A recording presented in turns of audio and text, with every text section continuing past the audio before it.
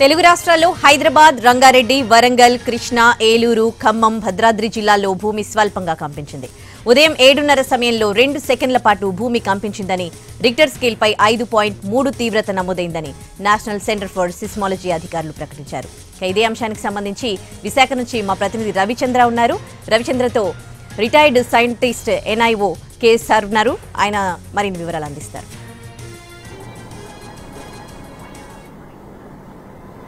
ఉదయశ్రీ, ఖచ్చితంగా 50 సంవత్సరాల తర్వాత తెలుగు రాష్ట్రాల్లో తీవ్ర భూకంపం వచ్చింది. ఇది 5.3గా రియాక్ట్ అయింది, రిక్టర్ స్కేల్ పైన నమోదైంది. 1969లో భద్రాచలం, ఎక్కడైతే గోదావరి బేసిన్ ఉంటుందో గోదావరి బేసిన్లో తొలిసారి 5 దాటిన రిక్టర్ స్కేల్ పైన 5 దాటిన భూకంపాన్ని నమోదు చేయడం జరిగింది. ప్రస్తుతం ఈ భూకంప తీవ్రత, దీని ఆఫ్టర్ ఇంపాక్ట్స్ ఎలా ఉండబోతున్నాయి, జోన్ 2లో ఎందుకు ఈ స్థాయిలో భూకంపాలు వస్తున్నాయి అనే విషయాన్ని తెలియజేయడానికి మన దగ్గర రిటైర్డ్ NIO సైంటిస్ట్ KSR మూర్తి గారు ఉన్నారు. సార్, ఈ రోజు వచ్చిన భూకంపాన్ని ఎట్లా చూడాల్సి ఉంటుంది? దాని తీవ్రతను చూసినప్పుడు 5.3 వరకు వచ్చింది. ఆ తీవ్రతను చూసినప్పుడు మీకు ఎలా అనిపిస్తుంది? దాని మీద మీ అనాలిసిస్ ఏంటి? ముఖ్యంగా ఈ భూకంపం ఏంటంటే అండి, ఒక ఫాల్ట్ జోన్కి ఎలాంగే ఫాల్ట్ జోన్ భూకంపాలు వస్తాయి. ఇది గోదావరి రిఫ్ట్ జోన్ అంటారు. ఆ గోదావరి రిఫ్ట్ జోన్లో మనకు భద్రాచలం కూడా ఉంది. భద్రాచలంలో 1969లో 5.7 మ్యాగ్నిట్యూడ్ వచ్చింది. ఆ తర్వాత ఈ ములుగు ఏరియాలు, ఈ చుట్టుపక్కల ఏరియాలో కూడా 2.3, 3.4 వచ్చినా ఈసారి ఏమైందంటే మ్యాగ్నిట్యూడ్ పెరిగింది. అది కొద్దిగా గమనించవలసిన విషయం. 5.3 మ్యాగ్నిట్యూడ్. రెండోది ఏంటంటే, మన అదృష్టం కొద్దీ ఈ భూకంపం యొక్క హైపో సెంటర్ అంటే ఎంత డెప్త్లో ఉంది అంటే అది 40 కిలోమీటర్లో ఉంది. కాబట్టి అంత ప్రమాదకరమైనది ఏం కాదు. ఆ ప్రకంపనలు మాత్రం చుట్టుపక్కల తెలంగాణ ఏరియాలో కానీ ఆంధ్ర ఏరియాలో కూడా కొన్ని చోట్ల వరకు కూడా ఇది వ్యాపించింది అన్నమాట. సార్, అంటే ఇప్పుడు దీనిని భూకంపంగా చూడాలా లేకపోతే భూ ప్రకంపనలుగా చూడాల్సి ఉంటుందా? అసలు జోన్ 2గా మనం నిర్ధారించుకున్న ప్రాంతంలో ఈ తీవ్రత పెరగడానికి రీజన్స్ ఏమై ఉంటాయంటారు? అంటే జోన్ 2 జనరల్గా మీకు చెప్పాలి అంటే, భారత ఉపఖండం తీసుకుంటే, ఇండియా తీసుకుంటే, దాంట్లో భయంకరమైన ప్రపంచం అని తీసుకున్నా సరే చాలా తీవ్రత వచ్చే భూకంపాల ఏరియాలు ఉన్నాయి, తక్కువ తీవ్రత వచ్చేవి ఉన్నవే, అసలు తీవ్రత లేని ఉంటాయి. మనది జోన్ 2లో అంటే తీవ్రత లేని జోన్ కింద, అంటే 2.2 నుంచి 3, 3 నుంచి 4 వరకు ఉన్న మ్యాగ్నిట్యూడ్ భూకంపాలే ఇక్కడ ఉంటాయని చెప్పి మీకు చిన్న ఉదాహరణకి ఇది చూడండి. ఇది మనకి మేజర్ భూకంపాలు వచ్చే ఏరియాలు హిమాలయ, అండమాన్ ఏరియా, ఇటువంటి ఏరియాల్లో చాలా ఇది సుమత్రా 2004లో మనకి ఎర్త్క్వేక్ వచ్చింది, సుమత్రా ఎర్త్క్వేక్. ఇటువంటి భూకంపాలు వచ్చే ఏరియాలు ఉన్నాయి. అవి కాకుండా భారత ఉపఖండంలోనే కచ్లో వచ్చింది, లాటూర్లో వచ్చింది, భద్రాచలంలో వచ్చింది. ఇప్పుడు మనకి ఏంటంటే గోదావరి పరివాహక ప్రాంతం అని గోదావరి రిఫ్ట్ వ్యాలీ అంటారు. ఆ రిఫ్ట్ వ్యాలీ అంటే ఏంటంటే మనకి సమతుల్యంగా కాకుండా ఇలా ఫాల్టెడ్ ఏరియాలో ఉంటుంది. గోదావరి రిఫ్ట్ వ్యాలీ అంటారు. ఆ రిఫ్ట్ వ్యాలీలో మనకి భూకంపం ఎందుకు వస్తుందంటే, మనకి ప్లేట్ టెక్టానిక్ కాన్సెప్ట్ అంటే ప్లేట్లన్నీ మూవ్ అవుతూ ఉంటాయి. ఒక ప్లేట్ రాసుకున్నప్పుడు కానీ, ఒక ప్లేట్ నుంచి ఒక ప్లేట్ కిందకి వెళ్ళినప్పుడు కానీ ఆ తీవ్రతకి ఈ చిన్న చిన్న వీక్ జోన్ అన్నీ కూడా భూకంపాల కింద ఫార్మ్ అవుతాయి. అటువంటి వాటిలోనే ఈ మొన్న భద్రాచలం ఎర్త్క్వేక్ కానీ, లాటూర్ కానీ, కచ్ కానీ, ఇవాళ వచ్చిన ములుగు ఎర్త్క్వేక్ కానీ, ఇవి ఈ వీక్ జోన్స్ కొలాప్స్ అయిపోవడం వలన వచ్చే భూకంపాలు అన్నమాట. సార్, అంటే ఇప్పుడు ఎపిక్ సెంటర్ని చూసుకున్నప్పుడు అది దాని తీవ్రతను చూసినప్పుడు అంటే 40 కిలోమీటర్స్ డెప్త్లో వచ్చింది. అదే పైకి వచ్చి ఉంటాయి, కొంచెం ఒక 10 కిలోమీటర్స్ కానీ పై నుండి ఉంటాయి, దాని తీవ్రత ఎలా ఉంటుంది? వేరేగా ఉంటుంది. ఎందుకంటే లాటూర్లో ఎర్త్క్వేక్ వచ్చింది. లాటూర్లో ఎర్త్క్వేక్ ఇక్కడ మ్యాగ్నిట్యూడ్ ఇదే అయినా సరే అది 10 కిలోమీటర్ల డెప్త్లోనే వచ్చేసింది. మీకు తక్కువ డెప్త్లో భూకంపం వస్తే ఏంటంటే దాని మూలాన వచ్చే తీవ్రత, డ్యామేజీ, ఫ్యూ థౌజండ్స్ పోయారు అక్కడ, బోర్డంత ప్రాపర్టీ లాస్ అయింది. కానీ ఇక్కడ ఏంటంటే భూ తీవ్రత 5.3, కానీ డెప్త్ మాత్రం 40 కిలోమీటర్లు ఉండడం వలన మనకి ఇంత ఎఫెక్ట్. మనకి సౌత్ ఇండియన్ షీల్డ్లో వచ్చే భూకంపాలు చాలా మటుకు ఏంటంటే తీవ్రత తక్కువ ఉంటాయి, లోతులో ఉంటాయి. కానీ అదే ఈ కొన్ని టెక్టానిక్ జోన్స్ అని కొన్ని ఉన్నాయి. ప్లేట్ టెక్టానిక్స్లో మనం ఏమంటామంటే మిడ్ ఓషియానిక్ ట్రెంచెస్ అని పసిఫిక్లో ఎక్కువ ఉన్నాయి, జపాన్ దగ్గర ఉన్నాయి, మనకు అండమాన్లో ఉన్నాయి. అటువంటి చోట్ల వచ్చే magnitude, for example Sumatra earthquake 2004లో వచ్చింది 9.3 మ్యాగ్నిట్యూడ్. అంటే 5.4కి 9.3కి అది దాన్ని ఏమంటారంటే ఆ స్కేల్ కూడా డిఫరెంట్గా ఉంటుంది. చాలా తీవ్రత అనమాట అది. అంచేత ఇక్కడ మనం తక్కువ తీవ్రత వచ్చినా తక్కువ డెప్త్లో కాకుండా ఎక్కువ డెప్త్ రావడం వలన మనకి రాలేదు. కానీ తెలుసుకోవాల్సిన విషయం ఏంటంటే, ఈ గ్రాబిన్ జోన్లో మ్యాగ్నిట్యూడ్ కొద్దిగా ఎర్త్క్వేక్స్ పెరుగుతుంది. 2.3 వచ్చింది, 3.4 వచ్చింది. ఒక్కసారి భద్రాచలం 5.7 తీసేస్తే ఇప్పుడు 5.3కి వెళ్ళింది. అంచేత తీవ్రత కొద్దిగా పెరుగుతుందంటే ఆ ఏరియా వీక్ జోన్ అవుతుంది అనమాట. అది తెలుసుకోవాలి. అంటే ఇప్పుడు ఆ ప్రాంతానికి ఏమైనా ప్రత్యేకమైన అంటే జాగ్రత్తలు అవసరం అవుతాయి. అంటే ఇప్పుడు ప్రాజెక్ట్స్ అన్ని వస్తున్నాయి, ఇప్పుడు మేజర్ ప్రాజెక్ట్స్ అన్ని కూడా ఆ ఏరియాలో ఉంటున్నాయి, కోల్ మైన్స్ ఉన్నాయి, అక్కడ ఏమైనా జాగ్రత్తలు తీసుకోవాల్సిన అవసరం ఉంటుందంటారు ఈ రోజు వచ్చిన తీవ్రతను చూస్తే? అంటే భూకంపాల విషయంలో మనం తీసుకోవాల్సిన జాగ్రత్తలు అంటూ ఏమిటంటే, ఆ ఏరియాలో ఎఫెక్ట్ దగ్గరలో కనుక మన ఏమైనా మల్టీ స్టోరేజ్ బిల్డింగ్లు కానీ ఇవి అవి ఏమైనా కట్టేసి కన్స్ట్రక్షన్ ఇండస్ట్రీస్ చేస్తుంటే ఏంటంటే, మన జపాన్ ఫర్ ఎగ్జాంపుల్ తీసుకుందాం. ఎప్పుడు భూకంపాలు వస్తాయి కాబట్టి వాళ్ళు కట్టుకునేటప్పుడే ఎర్త్క్వేక్స్ వచ్చినా సరే డ్యామేజ్ అవ్వని విధంగా వాళ్ళు planning చేసుకుంటుంటారు.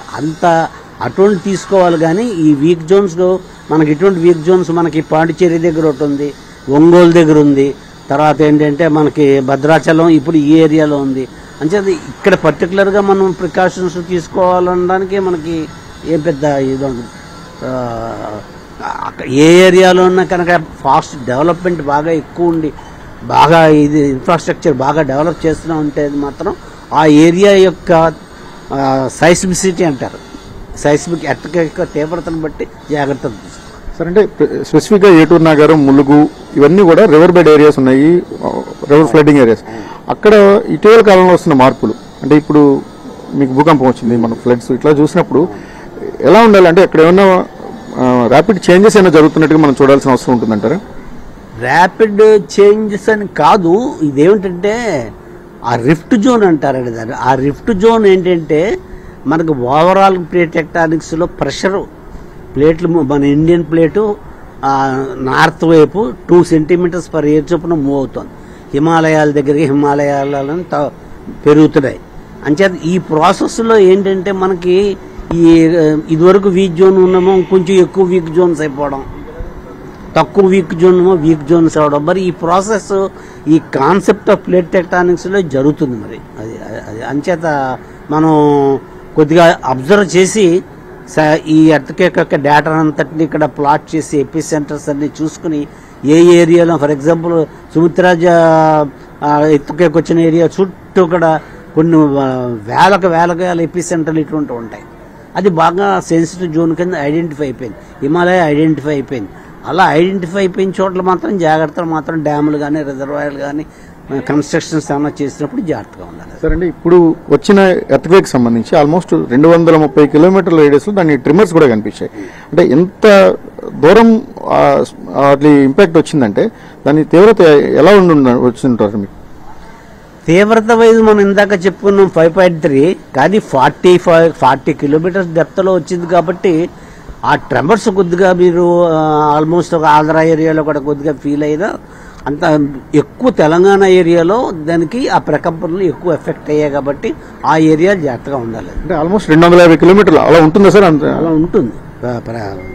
Flight few seconds tremors ఆ ప్రకంపనలు వస్తాయి. అంటే ఇప్పుడు ఈ భూకంపానికి సంబంధించినంత వరకు మీరు ఏం చెప్పాలనుకుంటున్నారు? అంటే మీ ఎక్స్పీరియన్సెస్లో మీరు ఎలాంటి సజెషన్ చేయాలనుకుంటున్నారు? గవర్నమెంట్స్ కానీ సజెస్ట్ చేయాలి సార్? ఎలాంటి సజెషన్స్ చేయాలంటే 2 రకాలుగా ఉంటుందండి. As a scientist research and development కింద మేము ఏం చేస్తామంటే ఎక్కడెక్కడ ఈ సైస్మిసిటీ వస్తుంది ఏమిటి అదంతా కంటిన్యూస్గా రికార్డ్ చేసి ల్యాబ్లో డేటా అంతా చేసి జోన్స్ కింద ఐడెంటిఫై చేసి మీరు అన్నట్టు పీరియాడికల్గా ఏ జోన్స్ అయినా కనుక ఇదివరకు ఇప్పుడు జోన్ 1 అదే తీసేశారు. అంటే no area is safe strictly speaking. అలాగా జోన్ 2 ఇప్పుడు అనుకుంటున్నాం. ఇటువంటి ఎర్త్క్వేక్లు ఇంకా ఎక్కువ వస్తే దీన్ని అప్గ్రేడ్ చేయవలసి వస్తుంది. అటువంటిగా రీసెర్చ్ పర్పసెస్లో మేము కొంత చేస్తాం. అది సైంటిస్టులు జియోఫిజిక్స్ వాళ్ళు దాని మీద ఇందాక మీకు చెప్పాను, మీకు ఆ పుస్తకం కూడా రాసాం. అటువంటి చేస్తాం, ఎక్కడెక్కడ వస్తున్నాయి ఏంటది చాలా డీటెయిల్గా చేస్తాం. కాకపోతే ప్లానర్స్ చేయవలసింది ఏంటంటే ఎక్కడైనా కనుక మనం ఒక కన్స్ట్రక్షన్కి వెళ్తున్నప్పుడు కానీ దేనికైనా కానీ డ్యామ్స్ కానీ రిజర్వాయర్స్ కానీ ఉన్నప్పుడు ఆ ఏరియా సైస్మిసిటీని త్వరగా అండర్స్టాండ్ చేసుకుని స్టడీ చేసి అక్కడ మనం కట్టాలి అంటే ఎటువంటి జాగ్రత్తలు తీసుకోవాలనేది ప్లానింగ్ స్టేజ్లో పెట్టుకోవాలి. సరే, అంటే ఆంధ్రప్రదేశ్కి సంబంధించి కోస్తా తీరంలో కూడా తరచూ ట్రిమ్మర్స్ రావడం అనేది కొన్ని ప్రాంతాల్లో జరుగుతుంటుంది. ఒంగోలు కానీ లేకపోతే ఇలాంటి చోట్ల తరచూ ట్రిమ్మర్స్.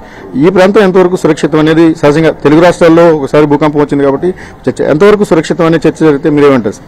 ఆంధ్ర తీరంలోనే పర్టికులర్గా నేను రాసిన బుక్ కూడా దాని మీదే ఆంధ్ర తీరానికి మాత్రం వచ్చేసి మేము డీటెయిల్ స్టడీస్ చేసాం. చాలా స్టేబుల్ ఏరియా. ఇక్కడ 3 ఏరియాలు ఐడెంటిఫై చేసాను. అంటే ఆంధ్ర తమిళనాడు కలిపి. పాండిచేరి దగ్గర కూడా ఒకసారి 5.3 మ్యాగ్నిట్యూడ్ ఎర్త్క్వేక్ వచ్చింది. ఒంగోలు గుండ్లకమ్మ రివర్ ఫాల్ట్ అని, అది కూడా మళ్ళీ రివర్ ఫాల్టే గుండ్లకమ్మ. విజయనగరం దగ్గర మళ్ళీ నెల్లిమర్ల, అది ఫాల్ట్ జోనే. విజయనగరం నెల్లిమర్ల, ఒంగోలు గుండ్లకమ్మ, తర్వాత పాండిచేరి. ఈస్ట్ కోస్ట్లో ఈ 3 సెంటర్ల దగ్గర అక్కడ మైనర్ భూకంపాలు వస్తాయని చెప్పి మేము మా స్టడీస్ ద్వారా ఐడెంటిఫై చేసాం. ఓవరాల్ గా కేసీఆర్ మూర్తి గారు చెప్తున్న సమాచారం ప్రకారం ఇది తీవ్రమైన భూకంపంగానే పరిగణించాల్సి ఉంటుంది. అయితే భూమి లోపల 40 కిలోమీటర్ల డెప్త్ లో వచ్చింది కాబట్టి నష్ట తీవ్రత తగ్గింది. కానీ అదే 10 కిలోమీటర్ల పైన వచ్చి ఉంటే నష్ట తీవ్రత కూడా పెరుగుండేది. కచ్లో వచ్చిన భూకంపం కూడా అదే స్థాయిలో భూకంపం, అంటే రిక్టర్ స్కేల్ పై దాని తీవ్రత కూడా ఇదే నమోదైనప్పటికీ కూడా డెప్త్ తక్కువగా ఉన్న కారణంగా ఎక్కువ డ్యామేజ్ జరిగింది. భవిష్యత్తులో ఇవి కూడా సెన్సిటివ్ జోన్ గా మారుతున్నాయి. గతంలో అనుకున్నట్టు ఇవి జోన్ 2 నుంచి కొంత స్టడీస్ జరిగిన తర్వాత వాటిని మళ్ళీ ఉపసంహరించుకొని మళ్ళీ సెన్సిటివ్ జోన్లుగా గుర్తించాల్సిన అవసరం ఉంటుంది. కాబట్టి దీని మీద ఒక స్టడీ జరగాలని కూడా ఆయన చెప్తున్నారు. ఓవరాల్ గా ములుగులో వచ్చిన భూకంపం అయితే తీవ్రమైంది. దాన్ని నెగ్లెక్ట్ చేయడానికి ఏ విధంగానూ కుదరదు. ఇది ఖచ్చితంగా జాగ్రత్తలు పాటించాల్సిన ఒక సిగ్నిఫికెంట్ గా జరుగుతున్నది. కాబట్టి దీన్ని జాగ్రత్తగా పరిగణించి చర్యలు తీసుకోవాలని కూడా కేసీఆర్ మూర్తి సజెస్ట్ చేస్తున్నారు. కెమెరామెన్ సురేష్ తో రవిచంద్ర టీవీ, విశాఖపట్నం.